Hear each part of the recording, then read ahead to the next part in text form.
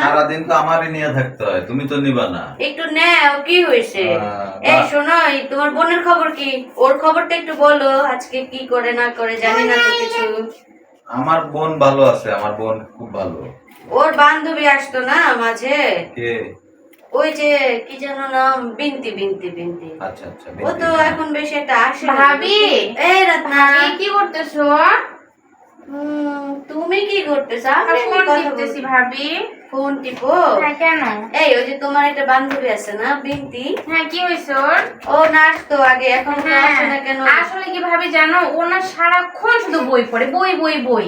ওই জন্য আর আসে না, বুঝছো? মানে ওকে যদি আসতে বলি, বলে না তোর বাসায় যাবো না, ওইটুকু সময় বই পড়বো, এই জন্য আসে না। তা বই পড়া ভালো না? না আরে ভাবি, বই পড়া কি ভালো বলে? এই যে সারাদিন দেখো আমি ফোন টিপি, কত কি নতুন নতুন জানতে পারি। আর বই কি, সে একদিকে তাকায় থাক, ছোট ছোট লেখা পড়, কি ওইগুলো কিছু হইলো বলো? হ্যাঁ, তাই তো। বই পড়া ভালো না, ফোন টিপা ভালো, তাই না? এ ভাবি, আমার একটা ফোন আসছে, আমি যাই। ও আচ্ছা, যাও যাও। হ্যালো। ফোন টেপা ভালো, বই পড়া ভালো না। বিনতি কত ট্যালেন্ট দেখছো, সে সারাদিন বই পড়ে।